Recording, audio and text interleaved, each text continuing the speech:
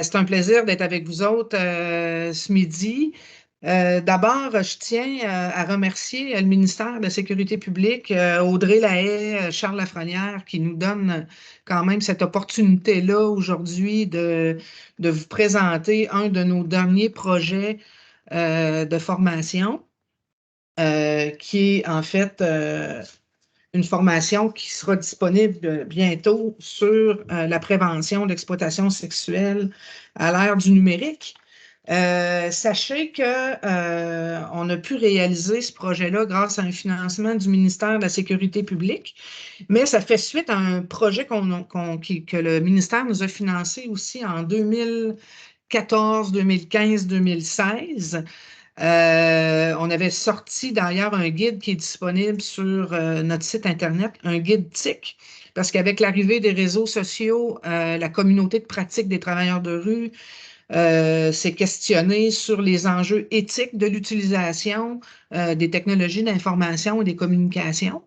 Donc, pendant 3 ans, plusieurs travailleurs de rue en tout cas, on a documenté l'utilisation des réseaux sociaux. On est accompagné par 2 éthiciens de l'Université du Québec à Trois-Rivières. Donc, cette réflexion-là, c'est une réflexion qui est en continu. Le projet qu'on va vous présenter aujourd'hui est davantage ciblé en exploitation sexuelle. Donc, c'est comme la phase 2 de notre premier guide TIC. Et la responsable, celle qui a mené le projet du début à la fin, c'est ma collègue Jessica Cyr qui va faire la présentation. On vous invite à écrire vos questions dans le chat parce que vous n'avez pas accès au micro. Et on va vous répondre, nous, peut-être pas par écrit parce qu'on est bien, on est verbal beaucoup. On vous répondra verbalement. Fait que moi, j'ai accès au chat, là, donc je vais voir vos questions arriver, puis je vais gérer les questions. Puis voilà. Donc, je vous souhaite une bonne présentation. Fait que je te laisse la parole, Jess. Parfait. En passant, j'ai accès au chat aussi, finalement. J'ai trouvé le chat. Donc, aussi, je vais pouvoir voir les questions. Bonjour tout le monde. Mon nom, c'est Jessica Cyr. Moi, je suis intervenante en prévention là, au PIPQ depuis environ 1 an et demi, un petit peu moins qu'1 an et demi. En fait, je suis intervenante à la prévention jeunesse, mais également intervenante web. Donc, effectivement, que j'ai travaillé sur l'élaboration du guide TIC et de la formation. Je vais vous partager mon écran. On a un petit PowerPoint de présentation là, à vous montrer. Pas hyper habile avec ça. Fait que laissez-moi juste un petit instant que je vous montre ça. Vous me direz, peut-être que tu pourras me dire si le tout fonctionne. Là. Donc, euh, voilà. Est-ce que vous avez accès au PowerPoint? Est-ce que vous voyez le PowerPoint? On le voit. Oui. Oui? OK. Je Oui. ne sais pas s'il y en a qui peuvent mettre des pouces, voir que tout le monde, que c'est vu par tous. Là. Moi, j'ai plus accès au chat en ce moment.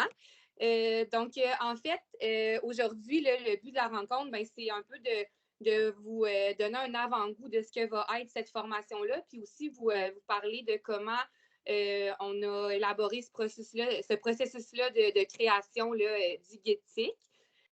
Donc, en fait, aujourd'hui, je vais commencer par vous parler là, un petit peu la démarche qu'on a entamée pour bonifier, créer un nouveau guide TIC ainsi qu'une formation qui l'accompagne. C'est quoi les objectifs visés par la formation?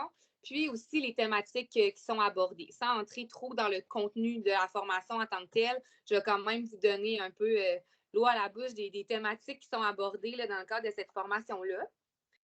Donc, d'abord, pour faire une petite introduction du pourquoi c'est important de se pencher sur la création de nouveaux outils qui accompagnent l'utilisation des TIC en intervention, comme vous le savez sans doute, en tant que société, là, on a assisté et participé en fait à un grand virage numérique dans un peu toutes les sphères, là, quand on pense à toutes sortes d'entreprises qui ont pu là, se retourner vers le web pour faire de la vente, de la promotion, pour toutes sortes de projets. Il faut savoir qu'au niveau de l'industrie du sexe aussi, il y a eu un grand virage numérique, particulièrement avec la pandémie, qui a un peu obligé les gens à devoir se trouver des alternatives pour continuer certaines activités ou continuer leur façon de faire, en fait, là, avec la pandémie qui nous empêchait les contacts. Donc, ce qu'on s'est rendu compte, c'est qu'il y a plusieurs acteurs dans l'industrie du sexe qui ont fait ce virage-là numérique. Non seulement les personnes qui peuvent faire du travail du sexe de façon volontaire, mais aussi au niveau de l'exploitation sexuelle, les recruteurs, recruteuses, proxénètes aussi ont dû s'adapter à ce virage-là pour pouvoir continuer à aller rejoindre et faire du recrutement, en fait. Là. Donc, les façons de faire ont changé, qui nous amène aussi à se re-questionner en tant qu'intervenant, en tant qu'organisme, comment nous aussi, on peut adapter nos façons de faire pour mieux rejoindre les gens, mieux les accompagner, puis s'adapter à leur réalité. Donc, c'est un petit peu l'objectif aussi du premier guide TIC. Suite au premier guide TIC, en fait, l'objectif, c'était de créer un guide qui allait perdurer dans le temps. Donc, dans le premier guide, on nomme beaucoup des applications précises. On est axé aussi beaucoup sur la pratique du travail de rue. Donc, comment on peut inclure l'éthique au niveau de sa pratique du travail de rue. Mais cette fois-ci, on voulait élargir un petit peu le public cible, en fait, de ce guide-là pour tout intervenant, peu importe le milieu, en fait, qui pourrait travailler en intervention ou en prévention d'exploitation sexuelle, mais également qui pourrait être un outil utile à tout intervenant dans d'autres domaines ou avec d'autres missions aussi. Donc, c'est pourquoi on a élaboré un deuxième guide qui se voulait aussi plus concis, plus tape à l'œil, vraiment un outil qui est possible d'utiliser là, de façon régulière, là, parce que le premier guide, il faut dire que c'était vraiment un bel outil, mais qui pouvait être un document peut-être un petit peu plus lourd au niveau de la lecture, dans le sens qu'il y avait énormément de pages et de contenu. Donc, on a voulu faire un genre de wrap-up, si je peux dire, puis aller chercher l'essentiel, puis s'assurer que ça allait perdurer dans le temps. Parce qu'on sait là, que le web, ça bouge vite, puis c'est dur de tout le temps être à jour. Fait qu'on voulait être sûr que notre outil n'allait pas devenir désuet l'année prochaine.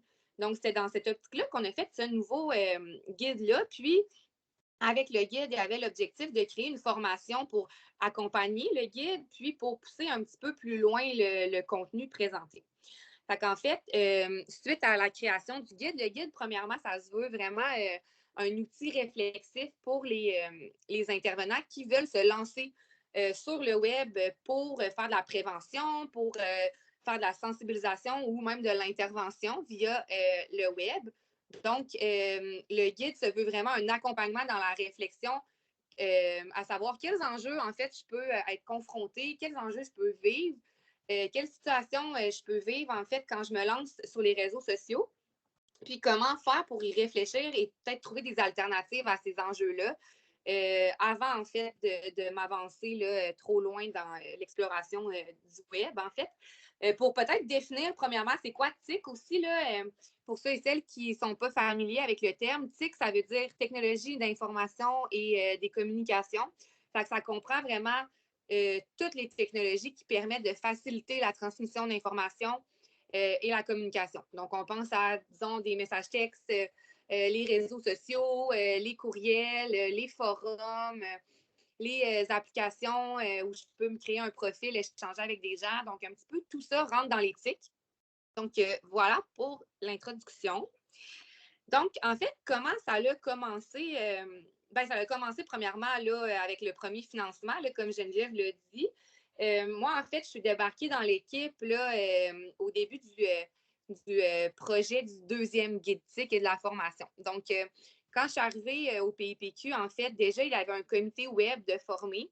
Le comité web, en fait, était composé d'environ possiblement parfois 2 membres par volet de service du PIPQ. Donc, il y avait moi, évidemment, qui est intervenante web sur le comité, mais également une travailleuse de rue, une intervenante de proximité, une intervenante Catwoman. Donc, on était plusieurs personnes à faire partie de ce comité-là.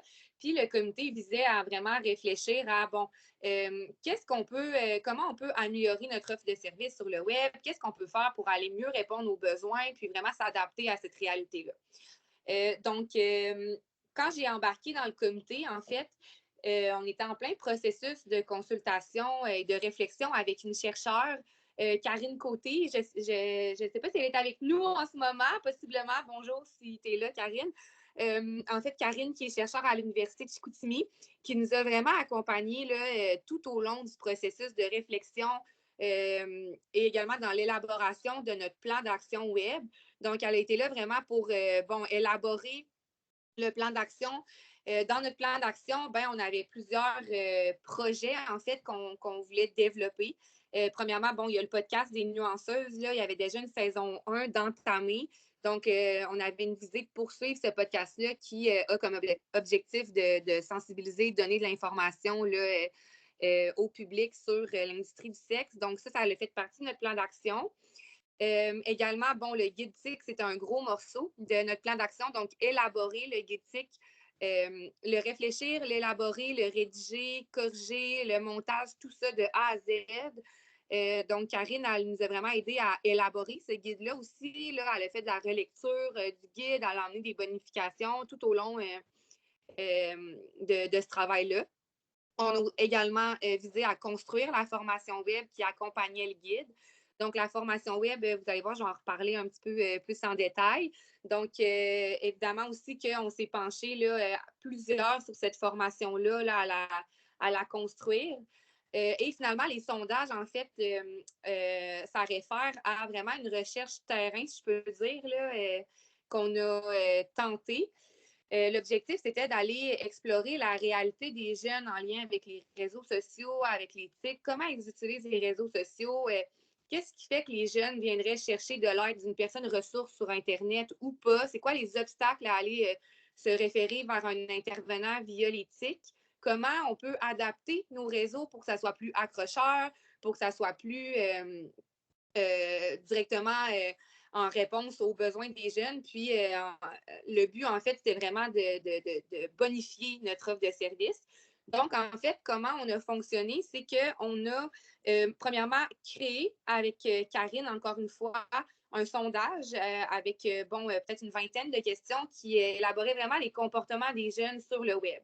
Donc, autant quels sont les réseaux sociaux que vous utilisez le plus, à quel moment vous les utilisez, puis pourquoi, quelle posture vous adoptez là-dessus, qui vous allez suivre, pourquoi on s'abonnerait à une page ou pas, vraiment dans le but d'améliorer nos propres réseaux sociaux, puis que les jeunes soient tentés aussi de venir vers nous, puis venir chercher de l'aide, des conseils là, aux besoins.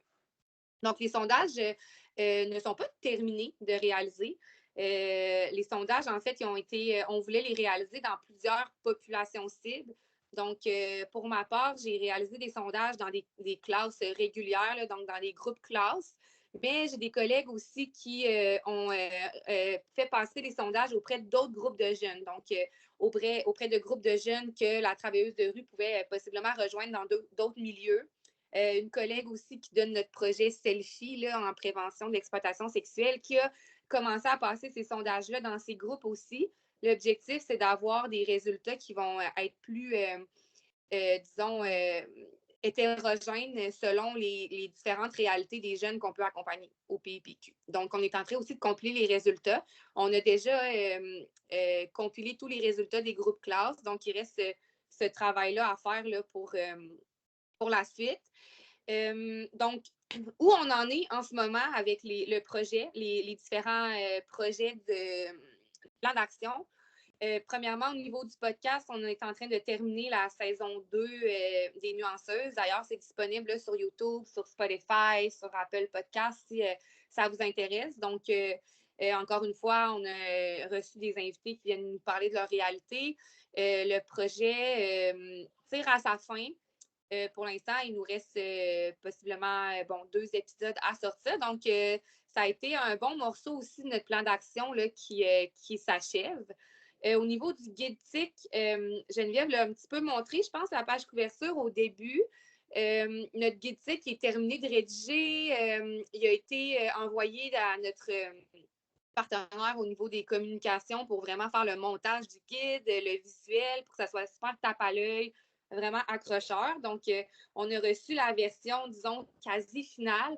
Il reste simplement, les dernières corrections, des petites bonifications, mais il est sous peu, il va être disponible. Là, il tire vraiment à sa fin. Donc, on est vraiment satisfaits du résultat. C'est vraiment ce qu'on voulait.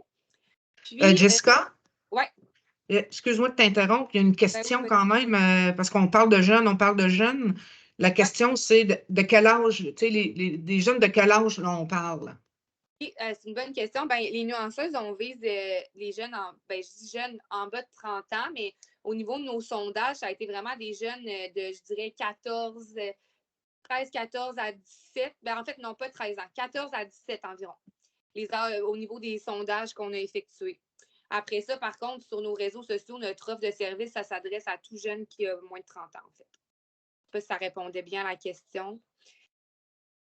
Vous me direz si j'ai pas accès au chat, là, vous me direz si Il y a un y a pouce, tu as bien Parfait. répondu, Jess, c'est parfait. Excellent. Merci.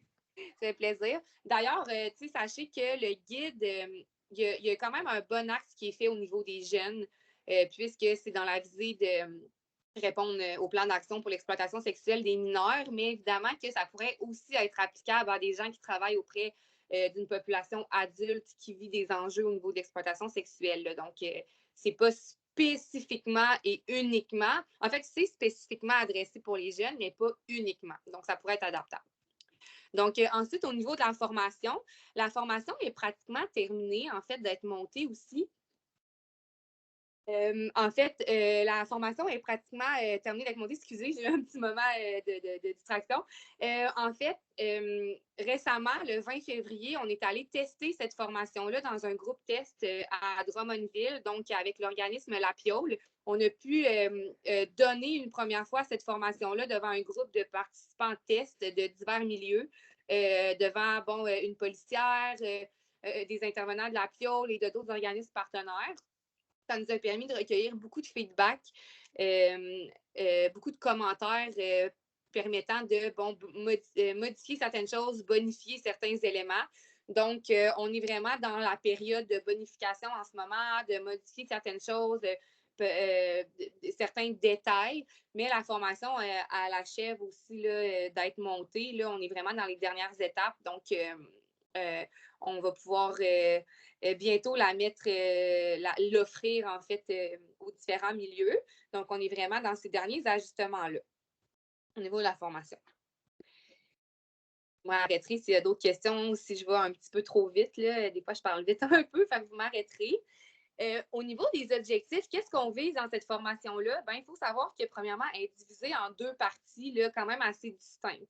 Donc, la partie 1, l'objectif général, ça va vraiment être amorcer une réflexion sur les enjeux vécus via l'utilisation des TIC et des réseaux sociaux numériques. Donc, RSN, ça réfère à réseaux sociaux numériques dans le cadre de son mandat. Donc, en d'autres termes, disons, là, c'est vraiment la partie 1 de la formation qui fait une suite logique au guide TIC. Donc, normalement, premièrement, cette formation-là, cette formation web, va être offerte aux personnes qui ont d'abord suivi la formation de base sur l'exploitation sexuelle pour vraiment comprendre les bases du phénomène, le cycle d'engagement, tout ça. Ça ne va pas être revu dans la formation, donc ça va être important aussi de s'assurer que c'est un préalable à cette formation-là. Et un autre préalable à la formation, ça va être d'avoir fait une lecture d'abord du guide TIC. Donc, quand on va s'inscrire à cette formation-là, il va y avoir un petit travail de réflexion préalable à faire, de lire le guide TIC, puis le guide TIC va déjà faire émerger des réflexions chez les participants, des réflexions quant à des enjeux que ils ou elles peuvent vivre selon leur mandat puis leur position. Donc, l'objectif, c'est de reprendre ces réflexions-là en groupe dans la première partie de la formation et de les élaborer ensemble, offrir peut-être certaines pistes de réflexion aussi pour disons, approfondir encore plus la réflexion. Donc, comment ça fonctionne, cette partie réflexive-là au début? Premièrement, on va montrer une démarche que nous avons créée. En fait, une démarche pour déterminer c'est qui mon public cible quand j'utilise les réseaux sociaux, les TIC, à qui je m'adresse. Donc, déterminer un public selon divers critères. Puis ensuite, on va aborder la notion de position web. Donc, évidemment, je ne vais pas tout vous décrire les positions ce matin, mais on a déterminé une petite théorie sur différentes postures que je peux adopter quand j'utilise les réseaux sociaux, quand j'utilise les TIC. Donc, dépendamment de quelle posture j'adopte, disons, Est-ce que j'adopte une posture plus préventive ou plus d'observation, pour nommer un exemple? Bien, les enjeux vont possiblement être différents selon la posture que j'adopte. Donc, l'objectif, c'est d'aborder un petit peu tous les enjeux selon différentes postures, puis de vraiment créer une discussion en groupe. Donc, ça va permettre vraiment d'enrichir chaque personne en pouvant partager ses réflexions et entendre celles de d'autres milieux aussi. Donc, c'est vraiment l'objectif de la première partie. Puis, on va terminer aussi la partie 1 de la formation avec des constats émergents de l'utilisation d'éthique chez les jeunes. Ce qu'on veut dire par là, c'est que, bon, c'est directement en lien avec les sondages que je vous parlais tantôt. Donc, évidemment qu'on a ressorti des résultats de ces sondages-là. Il y a des grandes lignes qui ont ressorti qui nous permettent de vraiment mieux s'orienter dans l'utilisation d'éthique puis des réseaux sociaux. Donc, on a fait ressortir ces grandes lignes-là, puis on avait envie de les partager dans la formation parce que, évidemment, que la partie 1, comme je disais, c'est vraiment une partie réflexion. Donc, c'est sûr que si on arrive dans la formation avec une posture d'avoir plein de réponses, bien, peut-être que la partie 1 de la formation, vous allez voir que ce n'est pas tant nécessairement des réponses toutes faites qu'on vous amène, mais plutôt vraiment des pistes de réflexion. L'objectif, c'est vraiment de vous faire réfléchir, en fait, puis de pouvoir ramener cette discussion-là, puis cette réflexion-là dans votre équipe de travail, puis la pousser plus loin. Fait que je vous dirais que dans la partie 1 de la formation, ben, c'est vraiment la dernière petite partie là, sur les constats émergents que là, on va pouvoir vous donner des pistes de qu'est-ce que nous, on a recueilli auprès des jeunes, puis comment vous pouvez utiliser ces constats-là pour peut-être bonifier aussi votre offre de service, puis que ça soit plus adapté, disons, à la réalité des jeunes. Donc ça conclut la partie 1 de la formation. Puis ensuite, la partie 2, en fait, l'objectif principal, c'est vraiment de se sensibiliser sur l'influence possible des TIC et des RSN sur le phénomène de l'exploitation sexuelle. Donc là, on va vraiment plus être axé là, au niveau exploitation sexuelle. Donc, on va aborder plusieurs éléments. Là. Premièrement, l'exposition des jeunes sur les réseaux sociaux, l'exposition de soi. Donc, on va venir expliquer un peu la dynamique d'inter-influence entre la surexposition que les jeunes ont accès à la sexualité, en fait, sur le web. Là, de plus en plus, on parle d'une surexposition à la sexualité. Là. Les jeunes ont accès à du contenu. Des fois, c'est une source d'information aussi, là, l'Internet, au niveau de la sexualité. Donc, il y a une influence qu'on a étudiée entre cette surexposition-là, l'agentivité sexuelle, l'extimité, qui ont des concepts importants à venir définir pour mieux comprendre, en fait, qu'est-ce qui explique ce mouvement-là de s'exposer, d'utiliser les réseaux sociaux. Donc, on va l'analyser d'une façon, d'un point de vue un petit peu plus macro-social, premièrement, et ensuite, d'un point de vue un petit peu plus micro-social. Donc, c'est quoi les besoins des jeunes derrière leur exposition sur les réseaux sociaux? Donc, on va aborder ces besoins-là émergents, puis aussi démystifier l'hypersexualisation chez les jeunes. On va aussi aborder les bonnes pratiques d'intervention au sujet de l'éthique. Quelles sont les bonnes attitudes à adopter, les bonnes approches quand on parle de web avec les jeunes, quand on discute de l'influence d'Internet avec les jeunes, ben, est-ce qu'il y a des meilleures attitudes que d'autres à adopter pour favoriser la discussion avec eux?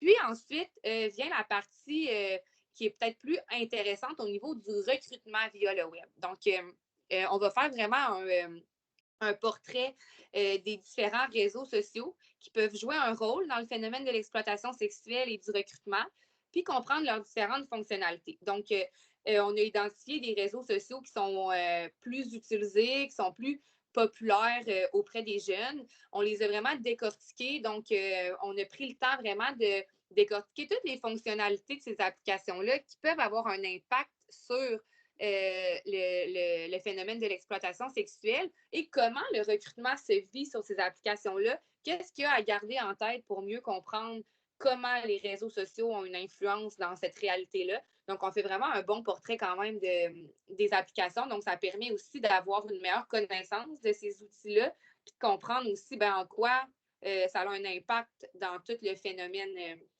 l'exploitation sexuelle. Je ne sais pas, je vois toujours pas le chat. Je ne sais pas si jusque-là, il y a des questions qui émergent ou ça c'était assez clair pour l'instant. Tout va bien, Jessica. Va, tout va bien. Tu es d'une clarté déconcertante. Ben, c'est gentil, merci. Fait que, en fait, les thématiques abordées, je ne veux pas trop me répéter, là, ça fait quand même des liens avec les objectifs, mais bon, Au début, la démarche pour instaurer l'utilisation des RSN et des TIC, donc on va voir, et comme je vous disais, une démarche structurée qui, au départ, est déterminer son public cible. Après, comment on détermine la posture qu'on adopte sur le web, puis comment on fait pour se questionner, quelles sont les questions clés que je devrais me poser avant même de me lancer. Ce qu'on a remarqué, c'est que, parfois, les enjeux, on les vit à un coup qu'on est les deux pieds dedans. Des fois, ça devient plus compliqué de le gérer, alors que quand on a eu la réflexion avant, on peut mettre des choses en place pour éviter parfois certains enjeux qui peuvent amener des situations plus délicates, disons. Donc, on va vraiment voir cette démarche-là. C'est sûr que c'est une proposition de démarche. C'est adaptable selon votre milieu aussi. Là. Donc, c'est vraiment une proposition. Ensuite, l'utilisation des RSN et des TIC chez les jeunes, comme je l'ai abordé, là, comment ils l'utilisent, pourquoi. C'est intéressant quand même vraiment de voir les réponses. Des fois, j'ai été quand même étonnée des résultats des sondages à certains égards. Donc, c'est intéressant quand même de le voir parce qu'on voit que notre vision diffère quand même beaucoup. Pour avoir fait l'exercice, la vision que nous, on a de l'utilisation du web chez les jeunes, puis la vision que les jeunes ont de leur utilisation est quand même assez différente. On l'aborde aussi dans la formation. Là, on a fait des exercices avec les jeunes. On vous fait vraiment voir toutes ces nuances-là entre les différentes lunettes qu'on peut porter. Tu sais, ma lunette comme intervenant ou ma lunette comme jeune, c'est vraiment pas la même chose. Donc, on va vraiment élaborer comme les deux facettes. Là. Ensuite, au niveau de l'exposition de soi, je l'ai un peu nommé aussi, mais on va l'analyser vraiment de deux façons. Fait, comment sociétalement parlant, je ne sais pas si ça se dit, comment au niveau de la société, on en est venu à ce phénomène-là d'extimité, de s'exposer. Qu'est-ce qui fait que les jeunes, ils retirent quelque chose d'utiliser les réseaux sociaux, oui, pour s'exposer, mais aussi pour aller chercher de l'information, pour aller se valider, tout ça. Donc, on va vraiment décortiquer un petit peu qu'est-ce qui explique ça. C'est une analyse qui permet quand même de mieux cambrer un peu tout ce phénomène-là. Puis aussi, comme je le disais, au niveau individuel, comment un jeune peut combler certains besoins par le web que parfois ça peut ne sembler peut-être pas tant que ça évident pour nous, mais pour le jeune, il y a quand même des besoins assez criants qui sont sous-jacents à cette utilisation-là. Fait qu'on va les décortiquer ensemble. Comme je disais, des pistes d'intervention, ça, je l'ai déjà dit. Les réseaux sociaux, là, les plus populaires, je l'ai nommé aussi. Fait que c'est un autre sujet qu'on va aborder. Puis aussi, on va vous donner beaucoup de références là, quand même pour pour vous accompagner, en fait, pour toutes sortes de situations, toutes sortes d'enjeux que vous pourriez vivre, là, tant au niveau, disons, du partage d'images intimes non consenties. Qu'est-ce que je fais quand j'ai une situation comme ça qui m'arrive? Des échanges, de nudes, des échanges de photos dans une école, comment on intercepte la situation, c'est quoi les outils qui s'offrent à nous. Au niveau de la cyberprédation, le grooming, c'est quoi du grooming versus la sextorsion? Qu'est-ce que je fais dans une situation de sextorsion? Comment j'accompagne les jeunes? Quels outils je peux leur offrir pour mieux comprendre aussi c'est quoi la sextorsion? Donc, tout ça, on va pouvoir vous donner des références là, vers où vous tournez, même aussi au niveau légal. C'est où que je peux faire un signalement s'il y a un partage d'images non consenties, que je veux le signaler, comment je procède. Donc, on va vous donner quand même quelques pistes à ce niveau-là aussi. J'ai l'impression que j'ai fait vraiment ça vite. Ça fait un peu le tour de ce que j'avais envie de vous partager. Mais possiblement que vous avez peut-être des questions plus précises à me poser. Donc, ça va me faire plaisir de répondre parce qu'il reste quand même beaucoup de temps. J'ai parlé vite, pas mal. Je ne sais pas si j'ai peut-être passé vite beaucoup sur certaines parties. Là. Donc, si jamais vous voulez que je revienne sur certaines choses, juste à me faire signe. Et sinon, je vais revenir à l'écran. C'est ça, je vous invite à nous écrire, notre cher public. On est là pour répondre à vos questions. Probablement qu'il y a une question qui doit vous brûler. Quand est-ce que la formation va être disponible? On en parlait tout à l'heure. On attend justement la rétroaction de notre groupe test de Drummondville, mais on est dans les vraiment derniers aboutissants du projet. Donc, peut-être en juin, si on est chanceux, mais assurément à l'automne, à la rentrée. Donc, la formation sera disponible. Oui, exactement. Ça a un petit peu bugué. Je ne sais pas si vous me voyez toujours. Moi, je vous vois comme plus. Mais... Oui. Ah, formation bonne question. en présence seulement. Ben, j'aurais envie de dire que pour l'instant, c'était ça l'objectif parce qu'il y a quand même vraiment une grande partie.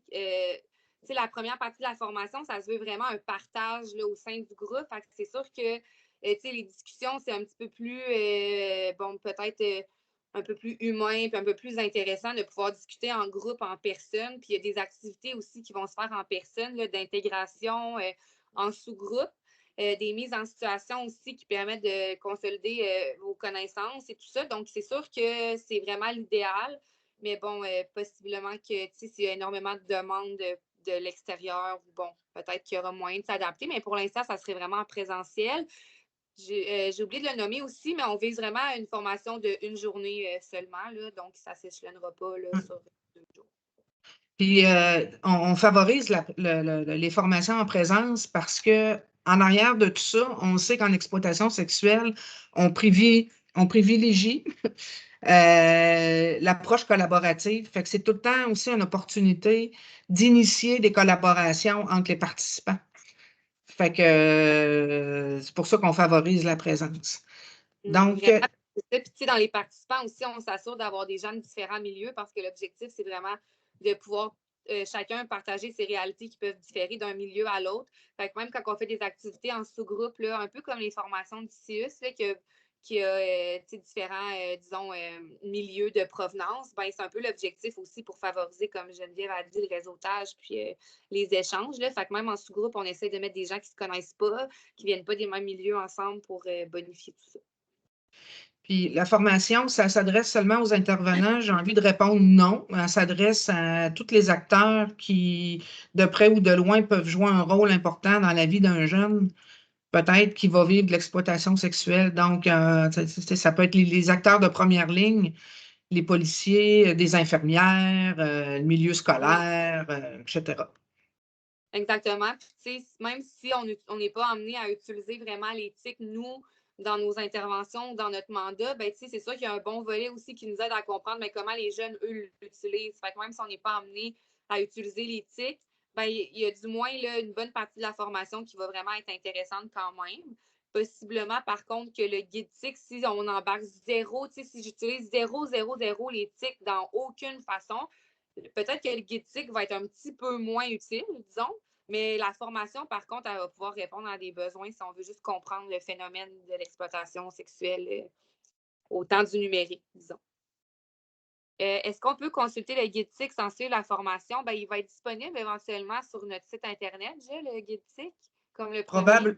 Probablement, mais sachez que c'est un outil d'accompagnement, le guide, mais ce qui est le plus nourrissant, en fait, c'est les échanges avec des partenaires ou avec d'autres intervenants. C'est sûr qu'on souhaite que les gens suivent la formation, mais oui, il sera disponible possiblement sur notre site Internet. Ah, est-ce que la formation va être disponible en anglais? C'est pas sur la table pour le moment. Disons que quand elle va être terminée vraiment de monter officialisée en français, je sais pas, peut-être que tu vas plus pouvoir répondre que moi. C'est pas trop moi qui va prendre cette décision-là. Ben, en fait, c'est souhaitable qu'elle soit disponible en anglais pour rejoindre le plus de monde possible, la population anglophone. C'est sûr que faire traduire, nous autres, on n'a pas je dirais, les compétences de traducteur. Il faudra avoir peut-être avoir une subvention pour être capable de faire traduire le guide. Fait que, mais oui, c'est souhaitable, là. C'est quelque chose qu'on envisage. Peut-être pas à court terme, par exemple, là, mais moyen-long terme.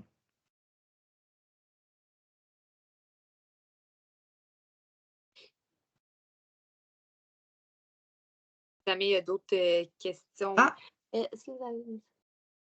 Du nombre de participants. On l'a testé devant 14 participants, mais bon, c'est sûr que ça prend quand même un certain nombre de personnes pour pouvoir faire des sous-groupes. Fait que, j'aurais envie de dire au moins une quinzaine de participants, là, pour que ça soit bien viable, disons, puis que ça soit intéressant au niveau des échanges. Après, ben, c'est sûr que, j'aurais envie de dire une quinzaine, vingtaine de personnes, ça pourrait être un nombre de participants idéal. sais pas si Jette avait de quoi de plus précis à répondre par rapport à ça, là.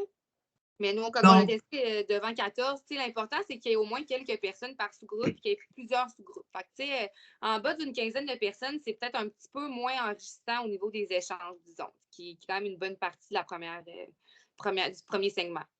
Fait que, une quinzaine, vingtaine, ça fait du sens.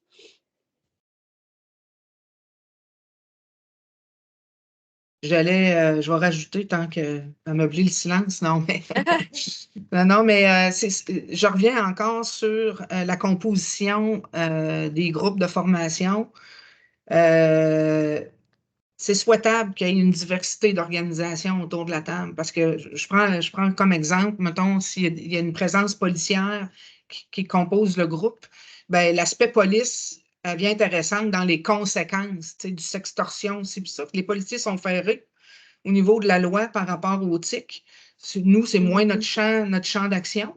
Mais quand il y a une diversité d'organisations, ça permet justement d'avoir des regards différents. Puis là, tu as l'aspect légal que le milieu policier peuvent justement contribuer là, à l'intérieur des échanges du groupe.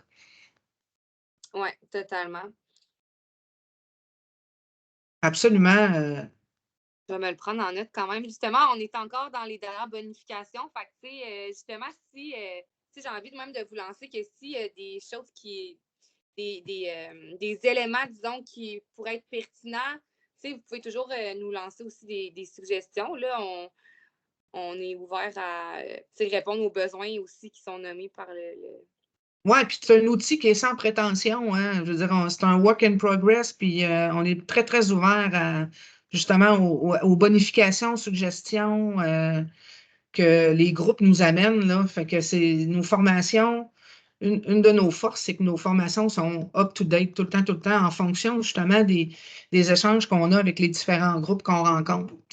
Fait qu'il peut y avoir des réalités différentes aussi d'une région à l'autre, que ce soit en région urbaine ou en périurbain, l'utilisation peut être différente, tout ça. Fait que on est bien ouvert. Puis oui, les gens qui seront intéressés pour rester à la formation, la procédure, pour l'instant, la procédure, c'est tout en haut du chat, là, si vous remontez en haut, il y a l'adresse de Jessica qui est là. Pour l'instant, là, parce que notre site Internet est en train de se peaufiner, il y aura possiblement la possibilité de s'inscrire via notre site Internet. Mais là, je vous conseille de prendre l'adresse de Jessica Cyr en note. Je l'ai réécrit aussi, ça peut éviter finalement de remonter. Ah, c'est bon, merci Jess. Donc, peut-être pour l'instant, ceux qui ont déjà de l'intérêt, ben, vous pouvez déjà écrire à Jessica. Nous autres, ça va nous donner quand même aussi une perspective là, de comment ça va se déployer, soit en juin ou on va-tu faire plusieurs groupes. Est-ce qu'on se déplace en région? Est-ce qu'on vous reçoit, nous, à Québec?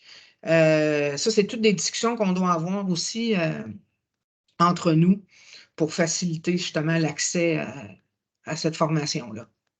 Il faut savoir aussi que la flexibilité un peu de la première partie, elle nous permet d'adapter aussi selon les attentes. Fait que, on vise en fait, quand que les gens s'inscrivent à la formation, on vous envoie un petit questionnaire pré-formation.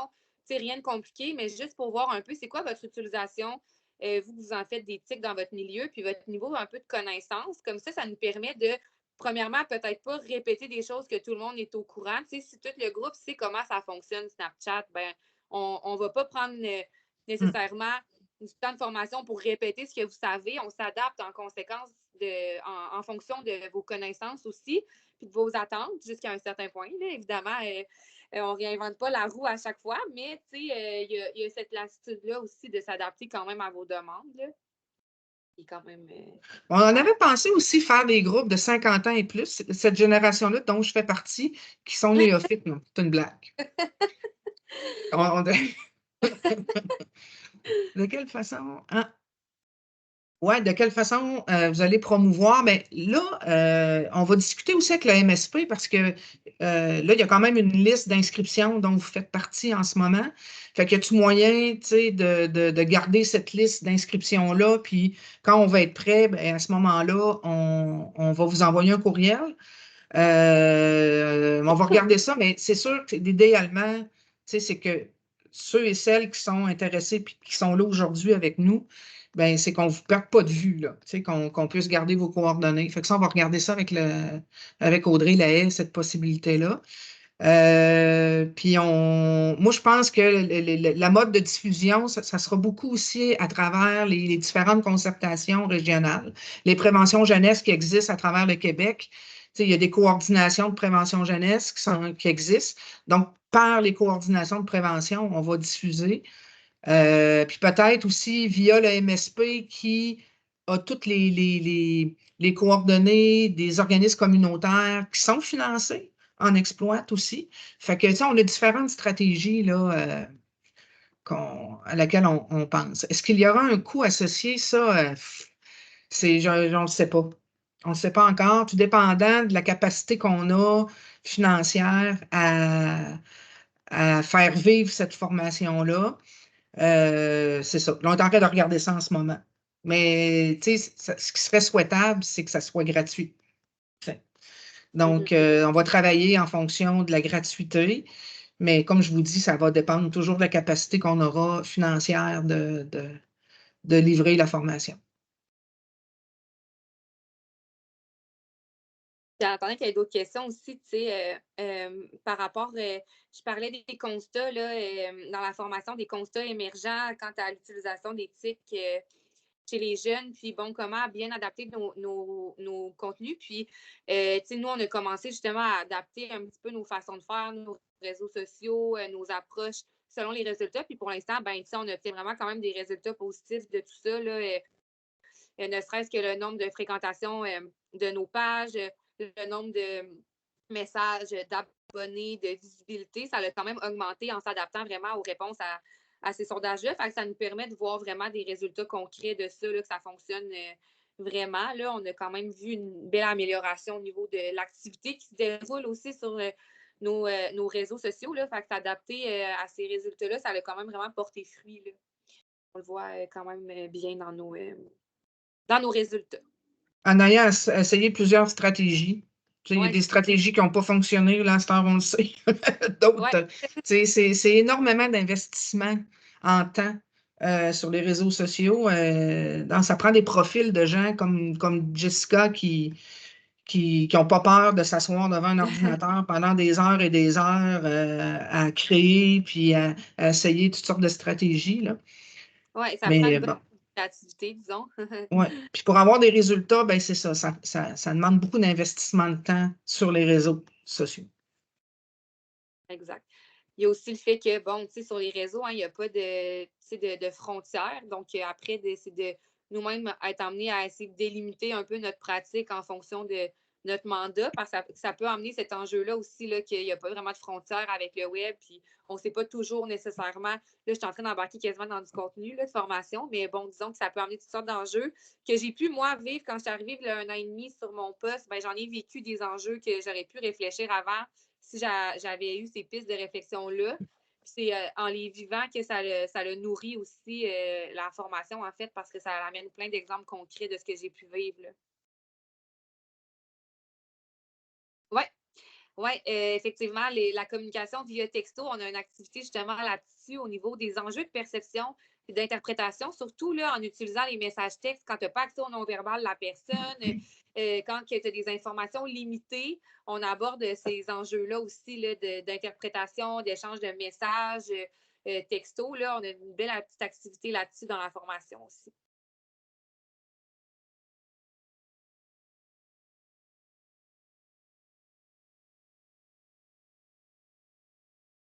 Ça fait drôle, hein, prendre des questions par écrit. Oui. Ça fait un peu, ça fait moins vivant un petit peu. Ouais, il faut être capable de gérer le silence, là. Oui, c'est ça. Ouais. On n'a pas de misère avec ça.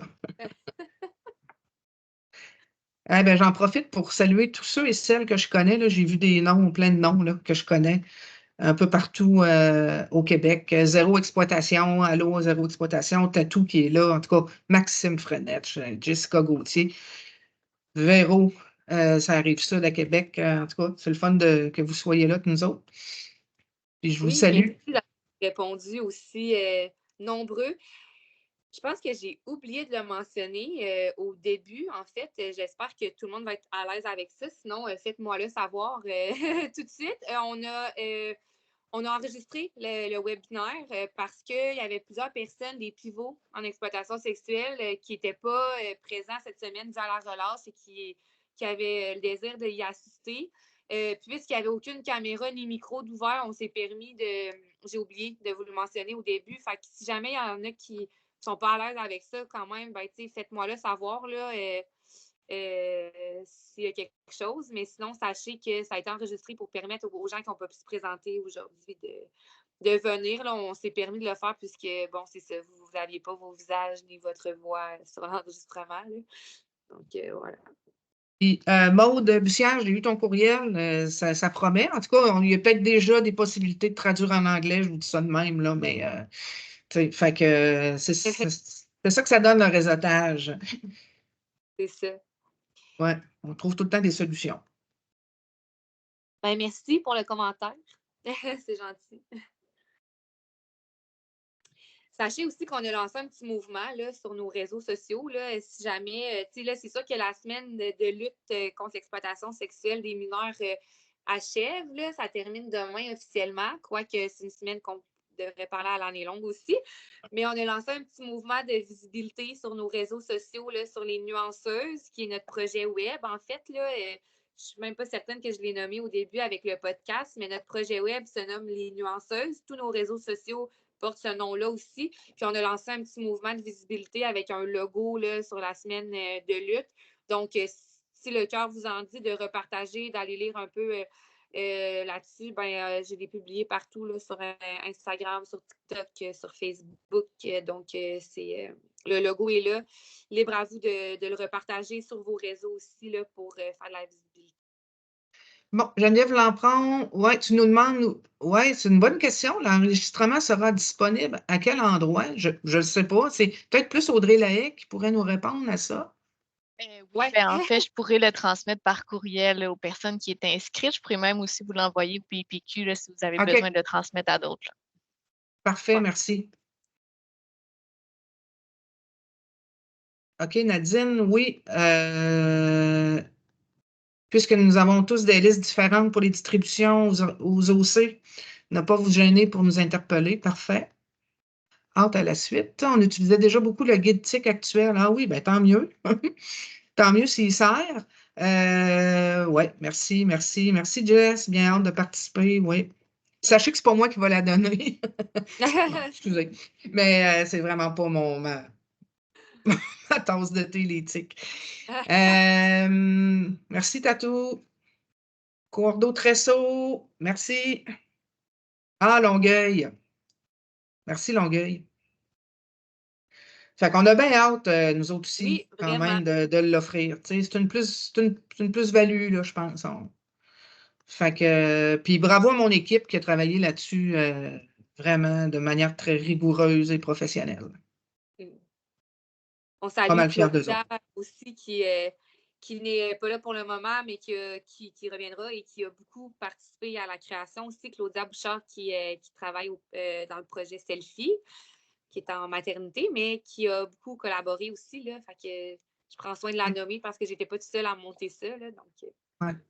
Puis sachez, en tout cas, tant qu'à avoir cette visibilité-là aujourd'hui avec vous autres, sachez que notre projet de prévention auprès des garçons, projet prévention de la criminalité et du proxénétisme, ce projet-là avance quand même assez bien aussi. On vient d'avoir un financement qui nous permet de le maintenir 3 ans.